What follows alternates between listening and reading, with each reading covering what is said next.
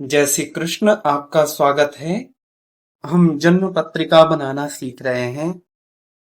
दशम लग्न से भाव स्पष्ट करना हमने यहाँ तक अपनी गणना कर ली है।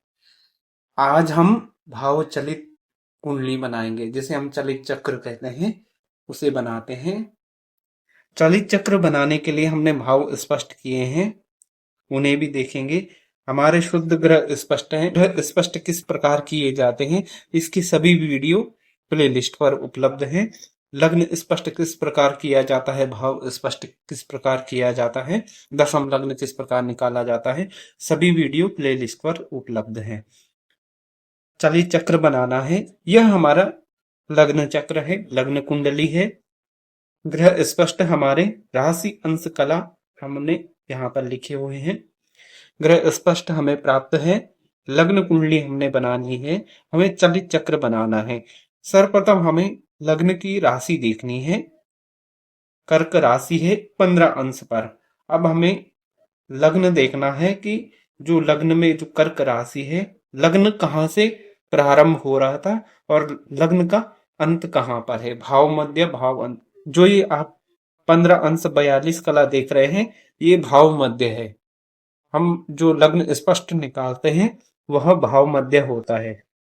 लग्न से जो ठीक सामने होता है वह सप्तम भाव होता है और उसकी भी इतनी ही अंश कला विकला होती है, तो ये भाव मध्य निकलता है। दशम का जो भाव मध्य निकाला था वही चतुर्थ का भाव मध्य होता है। हमने भाव स्पष्ट करना पिछली वीडियो में सीख लिया है। इसमें हम चलित चक्र बना रहे हैं। तो ये हमारा कर्क लग्न का 15 अंश भाव मध्य है, पर हमें ये देखना है कि भाव आरंभ कहाँ से हुआ था, ताकि हम राशियां भर पाए। ये हमारे भाव स्पष्ट हैं।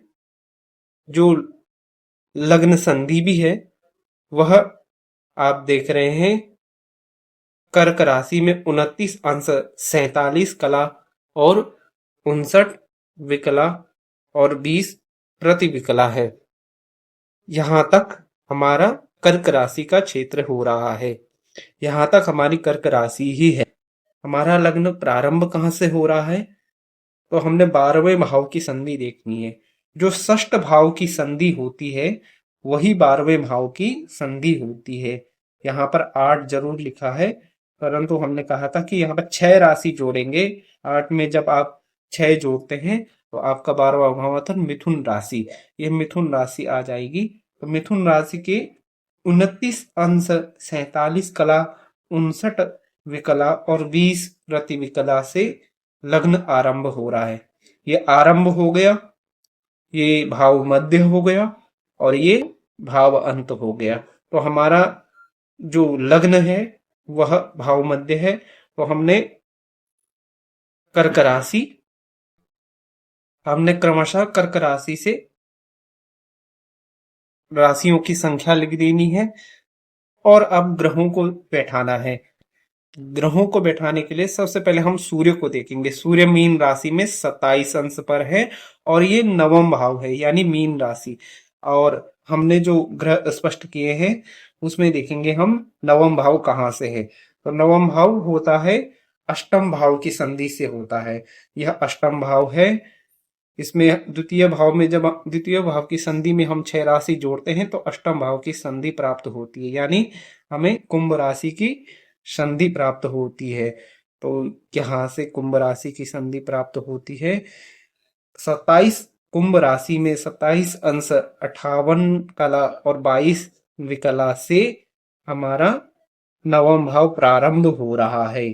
और इस प्रकार से ये जो 12 अंश 3 कला और 33 विकला और 20 प्रति विकला है, और यहाँ पर ये 5 की जगह आप इसमें जब 6 राशि जोड़ेंगे तो ये मीन राशि हो जाएगा। तो जो ये भाव मध्य आया है नवम राशि नवम भाव का, आप सूर्य की डिग्री देखिए। सूर्य की डिग्री हमारे 27 अंश पर है और जो नवम भाव का जो भाव अंत भी है वह कहाँ तक जा रहा है, कितने अंश तक जा रहा है। तो जो तृतीय भाव की संधि होती है उसमें जब हम 6 राशि जोड़ते हैं तो वही नवम भाव का अंत होता है। अर्थात जो हमारा नवम भाव भी है वह 26 अंश तक है। तो 26 अंश तक है, हमारे सूर्य तो 27 अंश पर है। इसका तात्पर्य ये है कि सूर्य आगे के भाव में है। तो सूर्य हमने आगे के भाव में विराजमान कर दिए हैं। तो सूर्य हमने आगे के भाव में विराजमान कर दिए हैं। अब हमने चंद्रमा को देखना है। चंद्रमा कन्या राशि में 9 अंश पर है। तो हमें कन्या राशि में तृतीय भाव देखना है। यह तृतीय भाव है। तृतीय भाव का जो मध्य है वह 12 अंश 3 है। और इस जो ये तृतीय भाव का आरंभ भी है वह द्वितीय भाव की संधि से हो रहा है, अर्थात वह 27 अंश से हो रहा है।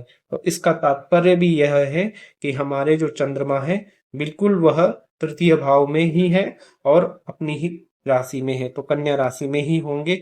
इसके बाद हमने मंगल को भी देखना है जो कर्क राशि में 3 अंश पर है। हमारा जो लग्न भी है वह प्रारंभ भी हो रहा है, तो 29-47 से हो रहा है मिथुन राशि से। और हमारा जो भाव मध्य है वही 15 अंश पर है।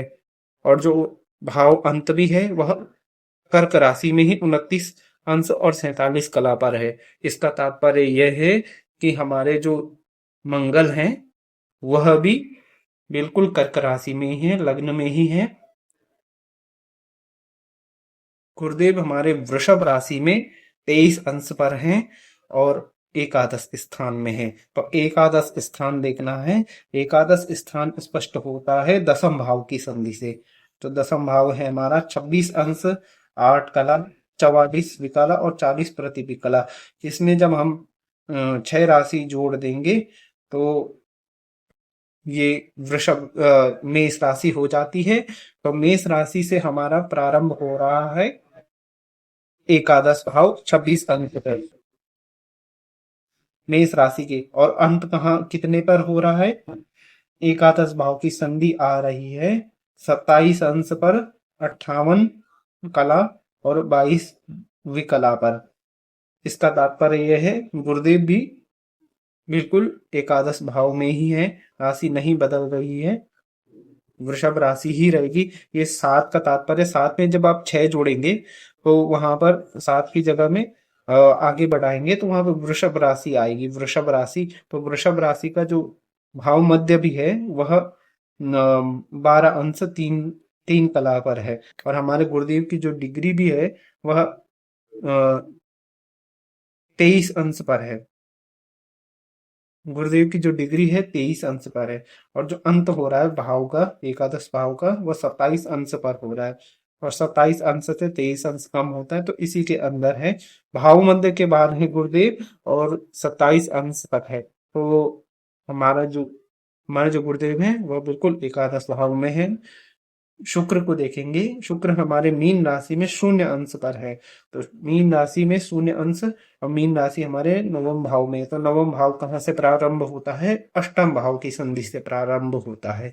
तो अष्टम भाव की जो संधि है उसे देखेंगे। कुंभ राशि, कुंभ राशि के 27 अंश से हमारा प्रारंभ हो रहा है और जो अंत भी हो रहा है हमारा नवम भाव वह हो रहा है 26 अंश पर। यानी मीन राशि में 26 अंश तक हमारा नवम भाव है। और हमारे जो शुक्र भी हैं वह तो उनकी तो डिग्री भी बहुत कम है, तो वो बिल्कुल शुक्र, जो हमारे शुक्र है उनकी तो डिग्री भी कम है, 0 डिग्री पर है। तो वह अवश्य ही मीन राशि में ही है। बुध को देखेंगे। बुध मीन राशि में 3 अंश पर है, तो बुध भी मीन राशि में ही रहेंगे। इसी प्रकार से राहु को देखेंगे तो राहु भी मीन राशि में 1 अंश, ये भी वहीं पर होंगे। आगे हम केतु को देखेंगे। केतु कन्या राशि, राहु से ठीक 7 राशि आगे होते हैं, ठीक सामने होते हैं केतु। केतु कन्या राशि में 1 अंश पर है। हमें तृतीय भाव देखना है, तो तृतीय भाव देखेंगे। तृतीय भाव का जो भाव मध्य भी है वह 12 अंश पर है। और प्रारंभ कहाँ है तृतीय भाव का? वह 27 अंश से प्रारंभ हो रहा है सिंह राशि के। तो सिंह राशि के प्रारंभ हो रहा है और केतु तो हमारे सिंह कन्या राशि में 1 अंश पर है। तो इसका तात्पर्य यह है कि केतु भी कन्या राशि में ही विराजमान है। तो केतु भी हमने बैठा दिए हैं। शनिदेव हमारे मीन राशि में 1 अंश पर है। और हमने अभी चेक किया था कि जो हमारा जो नवम भाव है वह अष्टम भाव की संधि से प्रारंभ हो रहा है कुंभ राशि से, और उसका अंत भी है वह 26 अंश 8 कला और 44 विकला और 40 प्रति विकला पर है अपनी मीन राशि में। तो इसका तात्पर्य यह है शनिदेव भी ज्यों के त्यों है, शनिदेव को भी हमने विराजमान कर लिया है नवम भाव में। इस तरह से सभी ग्रह चलित चक्र में बैठाए जाते हैं, उनके राशि अंश देखे जाते हैं और भाव स्पष्ट देखे जाते हैं कि कौन सी राशि में कौन सा भाव कहाँ तक। भाव तो 30 अंश के ही होते हैं, पर राशियों की कोई बाउंड्री नहीं है कि वह राशि पूरी की पूरी उस भाव में ही है। भाव आगे पीछे भी होता है, वह जन्म के अनुसार होता है। किसी का लग्न शून्य अंश पर, शून्य अंश 44 विकला पर जन्म होगा, और उसका जब भाव मध्य ही कम है तो उस तरीके से हमें उसका लग्न निर्धारण, उसका भाव आरंभ भाव अंत निर्धारण करना है। तो इस तरह से चलित चक्र में ग्रह बैठाए जाते हैं। चलित चक्र की सहायता से यह जान लेते हैं कि कौन सा ग्रह कहाँ का फल कर रहा है। जैसे सूर्य देव हैं इन राशि में, ये सूर्य आगे बढ़े हैं, इसका तात्पर्य क्या है? क्योंकि लग्न पत्रिका में तो यह नवम स्थान में है। जो नवम भाव भी है हमारा वह मीन राशि में हमने देखा 26 अंश तक है। जो नवम भाव है हमारा वह 26 अंश तक है, और जो सूर्य की डिग्री भी है वह 27 अंश है। इसका तात्पर्य यह है कि हमारा 26 अंश तक ही हमारा मीन राशि में हमारा नवम भाव है, वह आगे का फल कर रहे, अर्थात वह मीन राशि तो चल रही है, पर वो जो भाव है ना, भाव तो दशम ही प्रारंभ हो गया है। और दशम जब प्रारंभ हो गया है तो सूर्यदेव हमने दशम में विराजमान किए है वह मीन राशि में, मीन राशि में है, परंतु जो उसका मीन राशि का जो भाग विभाजित हो गया है, मीन राशि का आधा हिस्सा दशम भाव में है, उसका आधा हिस्सा नवम भाव में है। तो इस प्रकार से देखना है। भाव स्पष्ट की आवश्यकता इसीलिए होती है कि कौन सा भाव आरंभ कहाँ कितने अंश से हो रहा है, भाव मध्य उसका क्या है। कोई ग्रह अगर भाव मध्य में बैठा होता है तो बहुत अच्छा होता है, बलवान होता है।